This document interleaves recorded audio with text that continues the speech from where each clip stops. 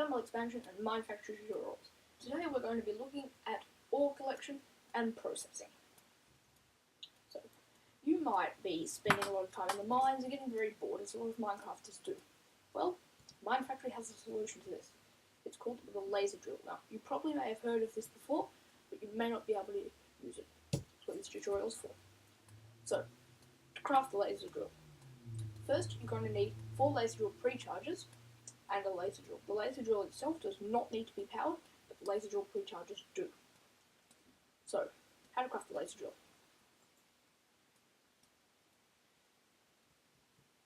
So, first, what you're going to need is a couple of glowstone illuminators. Okay, you need to pour some liquidized glowstone into an illuminator frame to get these. And also going to need couple of redstone reception coils and some plastic sheets. Now the plastic sheets you get by smelting rubber into rubber bars and then smelting those into raw plastic and crafting that into some plastic sheets. So, redstone reception coils. They're very simple, they're just gold and some redstone. Or pulverized lead. Alright, now that's how you craft the laser drill. Move on to the laser drill pre-charger. Alright. So, for this you're going to need just all the other things I talked about in the laser, just same kind of things in different volumes. But you're also going to need something called pink slime ball. Now these are quite hard to make. So, I'm going to show you how to make those now. First off, you're going to need some cows, a cage, a couple of tanks, and a machine called a slaughterhouse. Now the way to craft the slaughterhouse is have to have a couple of invar swords, which are just, you don't need to use Tigger's construct for them, they're just 2 invar ingots and a stick. Some plastic sheets, which I've talked about, a machine frame. I suggest you craft a lot of these, as a lot of machines in Mine Factory need these. And you're also going to need some one invar gear and a redstone reception coil, which I've already talked about. Now, invar gears are simply invar ingots surrounding iron. You only got 1 invar gear for that. Alright, and some plastic sheets, which I've already talked about. So, you may be thinking, oh, what's the slaughterhouse do? What's the point of it?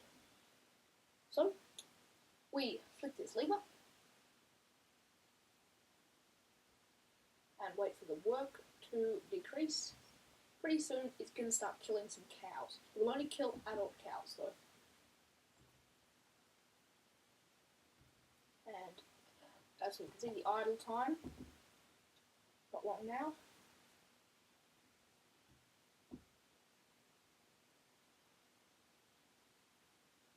Right, so when this slaughterhouse has killed some cows, as it has just done now, it's going to produce something called meat. Now, you can pour this into a meat packer and make meat ingots, but I'm not going to show you that to you today. And it will also produce a tiny amount of something called pink slime. Now, this stuff is exactly what we're talking about. So, it takes quite a while and quite a lot of dead cows to make all this pink slime. And once you've got 1,000 millibuckets of pink slime, you can get a bucket. Now, keep in mind you need 4,000 millibuckets for these, because for a good laser, you need 4 laser drill pre-chargers. So, for this I'm going to have to go into survival.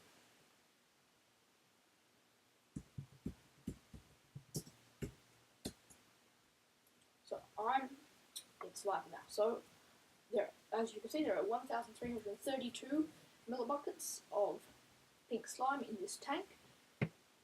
Now, you can use a tank from Buildcraft or OpenBox, it just depends what mod pack you have. So, I'm going to get a bucket of this pink slime, and we're going to go over this little 2-block hole I've set up in the ground. But pretty much what you need to do is quite simple. Just put the pink slime in a hole, or just place it on the ground. It will take quite a while and it will also float. Now, as you can see, this is just tiny pink slime. Now, you can grow these up with syringes, and you can just kill it and then grow one of those babies up if you don't want to do this process again, but I won't show you that today. So, very easy to kill this. Now, this won't always drop pink slime. So, all you need to do is punch it. And that has apparently dropped some pink slime. So I need to go back into creative and go down this hole to get this pink slime. So after you've done that, after you've gone down the hole, you can craft your laser drill pre-chargers. So you might be thinking, well, what's the point of this? It's just a whole bunch of trouble for nothing. But no. If you want the laser drill to work, you've got to set the pre-charger up 1 block away from the laser drill and facing towards it. And that means you need a crescent hammer. Now, if these laser drill pre-chargers have enough power, on top, they will be black already. If they're black, they don't have enough power. So, that means that you're going to have to get them some power. For that, you can either use energy cells, or you can have a look at my tutorial for infinite cheap power. So, I need to get some red resonant energy cells.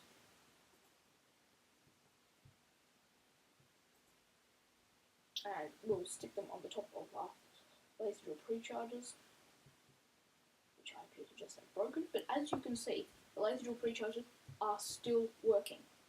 Now, you can make only 1 laser drill pre-charger.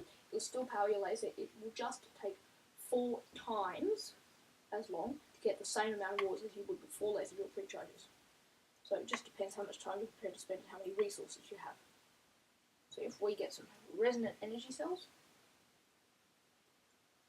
and we place them above laser drill pre-charger, that will start charging the laser drill.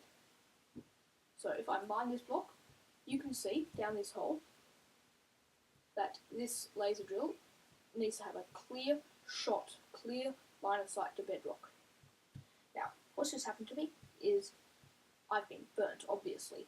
This laser and these laser drill pre-chargers are very deadly. If you walk into them, they'll burn you and they'll kill you. So this laser drill pre-charger is still warming up, but just say that it's working and it's just given me 4 iron ore. So what I've done here, I've got some item ducts. They're going across my roof and down into my ore processing facility. Now, what you're going to need for the ore processing is a pulverizer, which is crafted quite simply by just some flint, a machine frame, which I've already talked about, resonant reception coils, a piston, and some copper. Now, this is going to give you double ingots, pretty much. It's going to give you double the amount of ore that you mine. So pretty soon, my iron is going to be coming through. And it's going to be pulverized inside of here, as the name suggests. Now, it will go into there. It's been quite a long time. I'll just get some from my inventory. Some iron ore. Oh no, here it comes.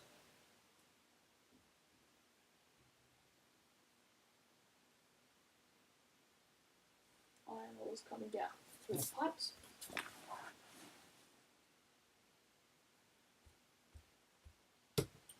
Never mind, I'll just put some into the pulverizer.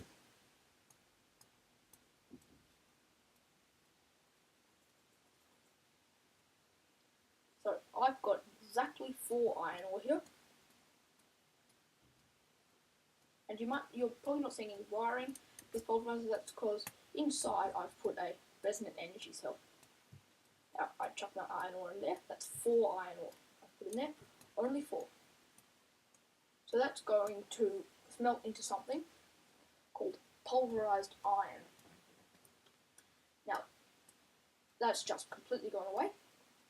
But believe me, that to make 2 pulverized iron, it's just travelled into this redstone furnace here, which is our last but not least machine.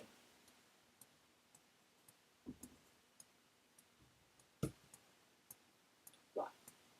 But for this, you're going to need some bricks, some redstone, a redstone reception coil, which I've already talked about, a machine frame, which I've already talked about, and some copper ingots from any mod.